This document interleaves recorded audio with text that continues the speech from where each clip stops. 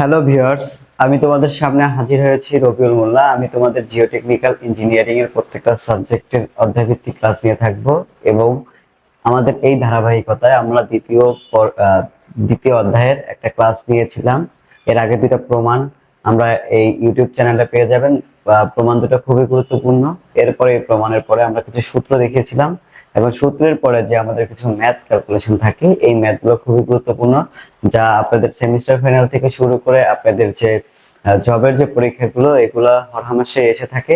সুতরাং আপনারা এই ম্যাথগুলোকে খুব সুন্দর করে নিজেদের ভিতরে আয়ত্ত করে নেবেন, যাতে করে আপনাদের সেমিস্টার ফাইনাল এবং আপনাদের জবের ক্ষেত্রে খুবই এগিয়ে থাকেন, সবার থেকে এগিয়ে থাকেন।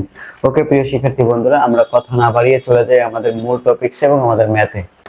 ওকে প্রিয় শিক্ষার্থী বন্ধুরা, এরপরে যে আমরা একটা ম্যাথ নিয়ে আসছি, সেই ম্যাথটা হচ্ছে আমাদের জিওটেকনিক্যাল ইঞ্জিনিয়ারিং বইতে, আমাদের মূল যে বই, ওই বইতে এই ম্যাথটা আছে এবং এই ম্যাথটা খুবই গুরুত্বপূর্ণ। আমি তোমাদেরকে এটা হাতে লিখে আমি নিয়ে এসেছি।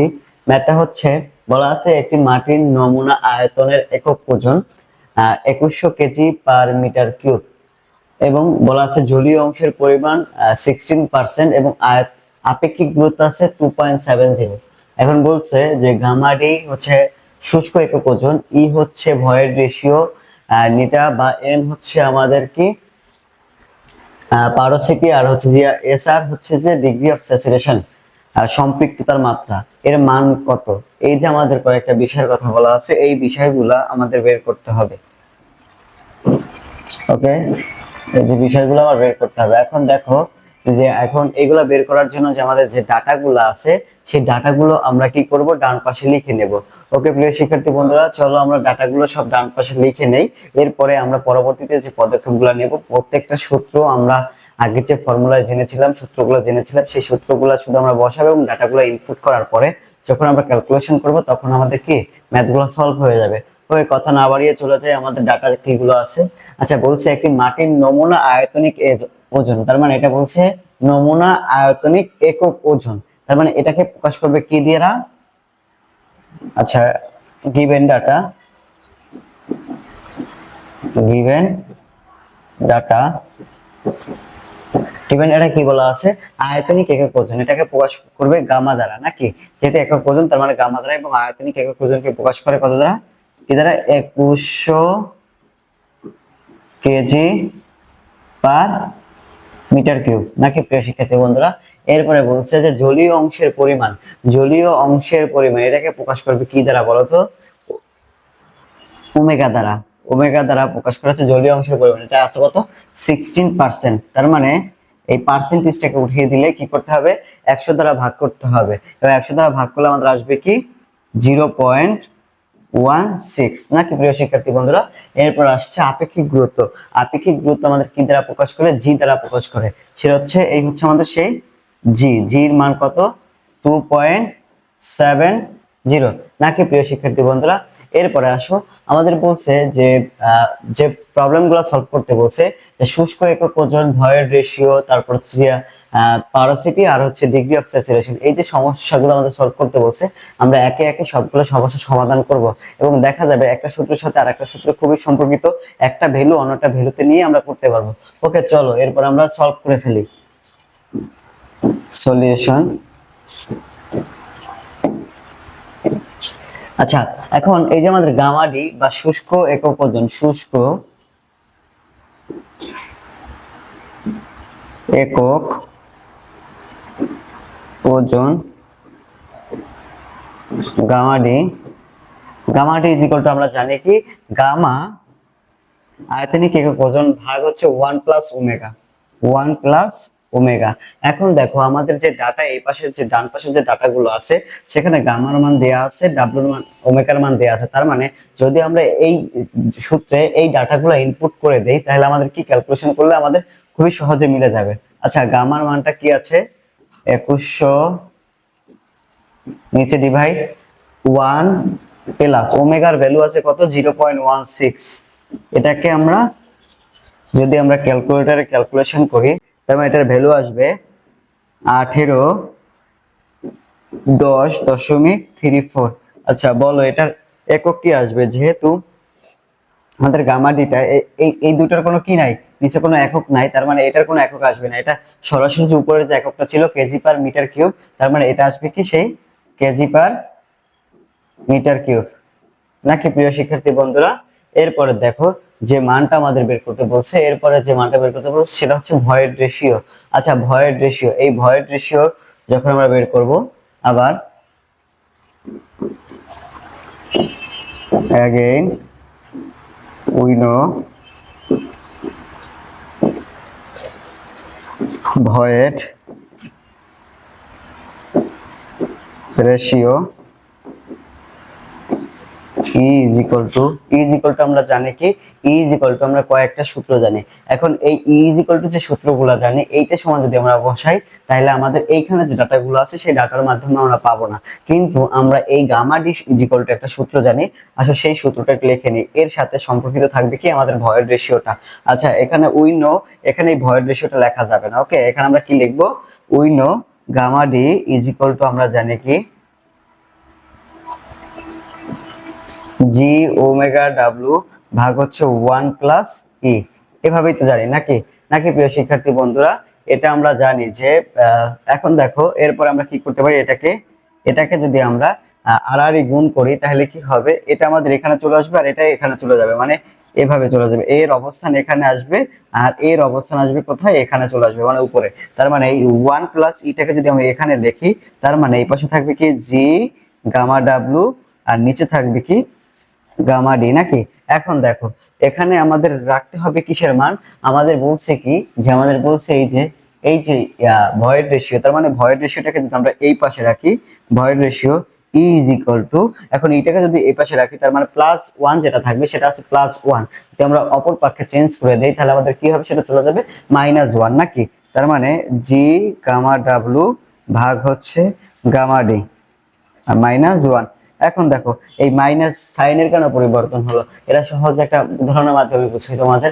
মনে করো আমি একটা নদীর এপারে আছি, এখন আমি এপারে থাকা অবস্থায় আমার পজিটিভ, আমাকে দেখতে একজন মানুষের মতন মনে হয়, যদি আমি নদী পাড়িয়ে বা সাঁতরিয়ে যদি ওপারে চলে যাই তখন দেখা যাবে আমাকে মানুষজন পাগল বলবে। তার মানে আমি যে আমার যে বৈশিষ্ট্যটা ছিল সেই বৈশিষ্ট্যের পরিবর্তন হবে। তার মানে এই পাশে যখন প্লাসটা ছিল, যখন আমরা ওই পাশে পরিবর্তন করে দেব তখন তার বৈশিষ্ট্য পরিবর্তন হবে, তার মানে তার বিপরীত সাইন দেখা দিবে। তার মানে প্লাসের বিপরীত সাইন হচ্ছে মাইনাস। ওকে ঠিক আছে, এরপরে দেখো এখন শুধুমাত্র পরের লাইনগুলো আমি ডাটাগুলো ইনপুট করে দেব। দেখো জি এর ভ্যালু হচ্ছে, এখন জি এর ভ্যালু হচ্ছে 2.70 নাকি। এরপরে হচ্ছে গামা ডাব্লিউর মান। আচ্ছা পানির আপেক্ষিক গুরুত্ব, পানির আপেক্ষিক যে ভ্যালুগুলো আছে সেখানে আমরা জানি কয়েকটা এককে মানগুলা পাওয়া যায়, সেটা হচ্ছে 1000 কেজি পার মিটার কিউব নাকি। তারপর হচ্ছে যে 62.5 পাউন্ড পার ইঞ্চি নাকি। তারপর হচ্ছে যে কি তারপর হচ্ছে 9.81 কিলো নিউটন পার কিউব, এভাবেই তো জানি নাকি নাকি প্রিয় শিক্ষার্থী বন্ধুরা? এখন দেখো যে আমাদের এখানে আমরা যদি এই 1000 দিয়ে নেই মানে কেজি পার মিটার কিউবে এমকেএস এ নেই, তার মানে এখানে আমরা কত দিয়ে গুণ করব, পানির জন্য এই 1000 ভাগ হচ্ছে নিচে কত আমাদের গামা ডির ভ্যালু পেয়েছে কি 1810.34 নাকি, মাইনাস হচ্ছে 1। এখন যদি আমরা এটা ক্যালকুলেশন করে দেই তার মানে ক্যালকুলেশন করলে আমাদের যে ভ্যালুটা আসবে, দেখো বলছে যে 2.70 ইন্টু হচ্ছে 1000 ভাগ হচ্ছে 1810.34, এটা আসছে 1.49।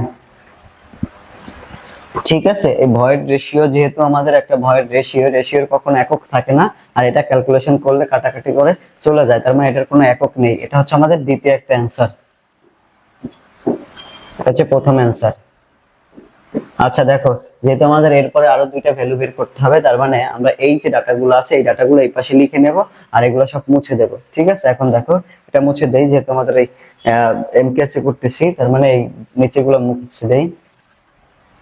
এখন এটা আমরা ই ইজ ইকুয়াল টু পেয়েছি কি 1.49 নাকি, আর আমরা কি পেয়েছি শুষ্ক একক ওজন গামা ডি, এটা সমান পেয়েছি কত 1810.34 কেজি পার মিটার কিউব। ওকে, এখন দেখো এগুলো সব মুছে দেই।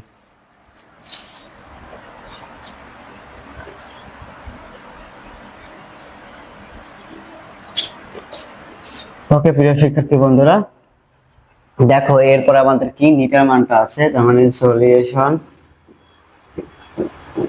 সলিউশন নিটা বা পরোসিটি ইজ ইকুয়াল টু, আমরা জানি যে পরোসিটি এবং ভয়েড রেশিওর মধ্যে একটা সম্পর্ক আছে, যে সম্পর্কটা আমরা আগের একটা প্রমাণে দেখিয়েছিলাম, যে পরোসিটি এবং ভয়েড রেশিওর মধ্যে যে প্রমাণটা বা সম্পর্কটা সেটা হচ্ছে E ইজ ইকুয়াল টু, মানে নিটা ইজ ইকুয়াল টু ই ভাগ হচ্ছে 1 প্লাস ই।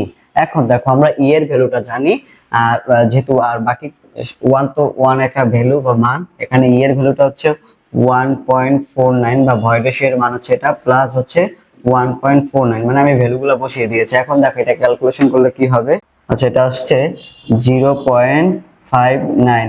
ঠিক আছে, এখন এই যে পরোসিটির যে বিষয়টা, এটা আমাদের মূলত আমাদের কি পার্সেন্টেজে রাখতে হয়, তার মানে এটাকে 100 দ্বারা গুণ করতে হবে। ওকে, তার মানে 100 দ্বারা গুণ করলে কি হবে, যে আসবে 49.86%। এটাই হচ্ছে আমাদের তৃতীয় অ্যান্সার। এটা একটা অ্যান্সার ছিল, এটা একটা অ্যান্সার ছিল। এরপরে যে মানটা আছে সেটা হচ্ছে ডিগ্রি অফ স্যাচুরেশন, তার মানে এটা সমান আমরা একটা ভ্যালু জানি বা সূত্র জানি, আবার উই নো কি জানি, degree of saturation is equal to omega G ভাগ হচ্ছে ই, নাকি? এটাই তো আমরা জানি। এখন দেখো ডিগ্রি অফ স্যাচুরেশনের এস আর এর মানটা যদি আমরা এখানে রাখি, তার মানে এই ওমেগার ভ্যালুটা হচ্ছে কত, 0.16, নাকি? এবং জি এর মান হচ্ছে 2.70।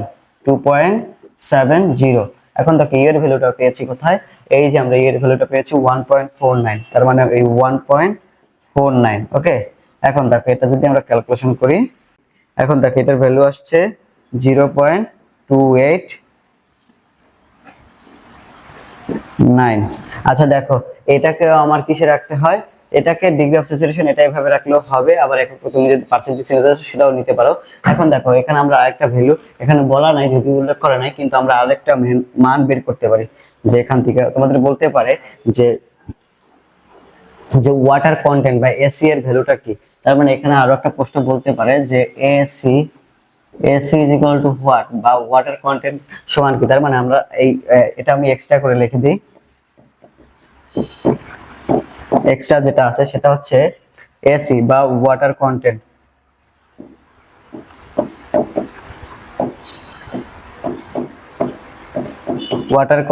এসি ইজ ইকুয়াল টু আমরা জানি কি 1 মাইনাস এসআর, মানে একের থেকে আমাদের এই যে ডিগ্রি অফ স্যাচুরেশনের যে মানটা, এটা বাদ দিলে যেটা থাকবে সেটাই হচ্ছে আমাদের কি ওয়াটার কন্টেন্ট। আচ্ছা 1 মাইনাস এসআর এর ভ্যালুটা কত, এসআর এর ভ্যালু হচ্ছে 0.289, তার মানে -1, তো এটার ভ্যালু আসবে 0.71, এই আর একটা অ্যান্সার।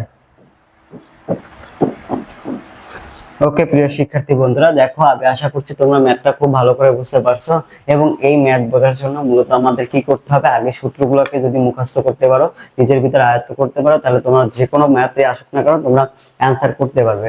ঠিক আছে, তোমাদের যদি এই বিষয়ে কোনো প্রশ্ন থাকে তোমরা কমেন্ট বক্সে জানিয়ে দেবে, আমরা তোমার কমেন্টের উত্তর দিয়ে দেবো।